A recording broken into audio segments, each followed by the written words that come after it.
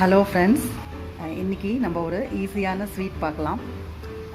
Milk பேடா, தூத் பேடா சொல்லுவோம் இல்லையா, அது பார்க்கலாம் இன்றைக்கி. இது வந்து பேசிக் வெர்ஷன், ரொம்ப சிம்பிளாக பண்ணிடலாம் ஈஸியாக. இதுக்கு என்னென்ன வேணும் பார்க்கலாம். இப்போது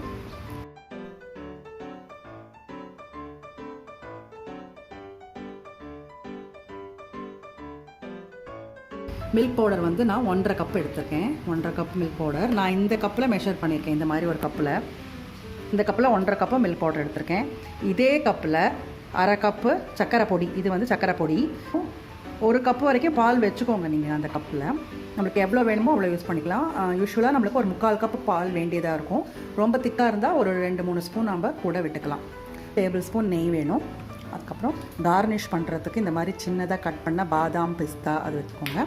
அப்புறம் ஏலக்காய் பொடி வாசனைக்கு. இதெல்லாம் தான் நம்மளுக்கு வேணும். இப்போ நம்ம எப்படி பண்ணலான்னு பார்க்கலாம். இப்போது ஒரு வானலியில் இந்த 2 டேபிள் ஸ்பூன் நெய் விட்டு அதை மெல்ட் பண்ணிக்கலாம். மெல்ட் பண்ணிவிட்டு இதை ஆஃப் பண்ணிவிடுங்க. இப்போது ஆஃப் பண்ணிவிட்டு இதில் வந்து நம்ம ஒவ்வொரு ஐட்டமாக சேர்க்கலாம். ஃபஸ்ட்டு வந்து மில்க் பவுடர், அதுக்கப்புறம் சர்க்கரை பொடி, அதுக்கப்புறம் வந்து பால் வந்து நான் 3/4 சேர்க்குறேன். இதெல்லாம் சேர்த்து நம்ம நல்லா மிக்ஸ் பண்ணிக்கலாம். மில்க் பவுடர், மில்க், அப்புறம் சுகர் பவுடர், இது 3த்தையும் போட்டுட்டு நெய் நம்ம ஏற்கனவே மெல்ட் பண்ணிட்டோம். இப்போ அடுப்பு பற்ற வைக்க வேண்டாம். கொஞ்சம் நல்லா இந்த லம்ஸ் இல்லாமல், கட்டி இல்லாமல் நல்லா மிக்ஸ் பண்ணிக்கோங்க ஃபஸ்ட்டு. இப்போது ஸ்டவ் ஆன் பண்ணிவிட்டு நல்லா நம்ம மிக்ஸ் பண்ணிட்டோம். ஸ்டவ் ஆன் பண்ணிவிட்டு நல்லா கை விடாமல் கிளறிண்டே இருங்க. அது வந்து திக்காகும், அது வரைக்கும் நல்லா கிளறணும்.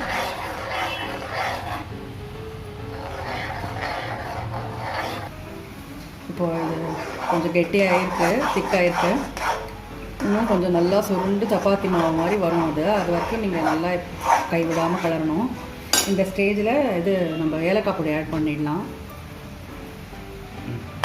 ஆட் பண்ணிவிட்டு நல்லா மிக்ஸ் பண்ணுங்க. இப்படி இப்போ நல்லா சுருண்டு வந்துடுத்து. இப்போ இந்த ஸ்டேஜில் வந்து நம்ம இதை வந்து ஆஃப் பண்ணிடலாம். ஆஃப் பண்ணிவிட்டு நல்லா ஆறட்டும். ஆற வைக்க நம்ம பேடா பண்ணலாம். இப்போ பார்த்தீங்கன்னா அதை வந்து நான் வந்து ஒரு நல்ல சப்பாத்தி மாவு மாதிரி ஆறுனப்போ இந்த மாதிரி பிசைஞ்சு வச்சுருக்கேன். இப்போது நம்ம என்ன பண்ணணும்னா, ஒரு தட்டில் நெய் விட்டு நல்லா ஸ்ப்ரெட் பண்ணி வச்சுக்கோங்க. அதை தட்டில் நெய்யை, அதே மாதிரி இன்னொரு தட்டில் கொஞ்சம் நெய் வச்சுக்கோங்க. கிண்ணத்தில் நம்ம 2 கையிலையும் வந்து ரெண்டு கையிலையும் நல்லா நெய் தடவிக்கோங்க. நெய் தடவிட்டு இதை கொஞ்சம் கொஞ்சமாக சின்ன பால் அளவுக்கு எடுத்து நீங்கள் எந்த ஷேப் வேணுமோ அந்த ஷேப் பண்ணிட்டோம். நான் வந்து இந்த மாதிரி சின்னதாக பண்ணுறேன்.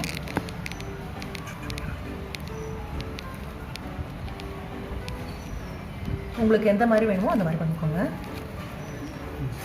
இந்த மாதிரி சின்ன சின்ன பேடாவாக பண்ணிக்கலாம்.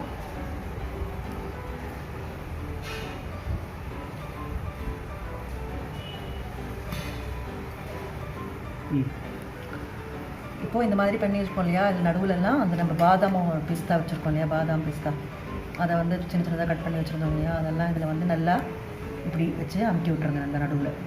இப்போது நான் வந்து இன்னொரு ஷேப் சொல்லித்தரேன் உங்களுக்கு. இதை வந்து நம்ம பிள்ளையாருக்கு பண்ணலாம். பிள்ளையாருக்கு நம்ம இந்த மோதகம் ஷேப்பில் கூட பண்ணி வைக்கலாம். அது கூட நல்லாயிருக்கும். இன்னும் நம்ம எப்போ மோதகம் பண்ணுற மாதிரி தான் இந்த மாதிரி பண்ணிவிட்டு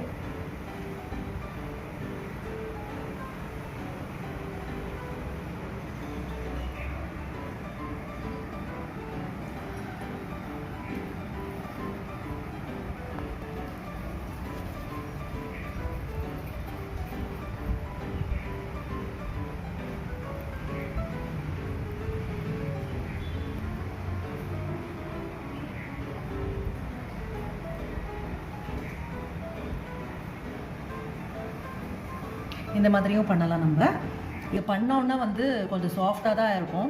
3 to 4 ஹவர்ஸ்க்கு அப்புறம் தான் நல்லா செட் ஆகி ஹார்டாக ஆகும். ஓகே, ரொம்ப ஈஸியான ஸ்வீட்டு. நீங்கள் வீட்டில் பண்ணி பாருங்கள்.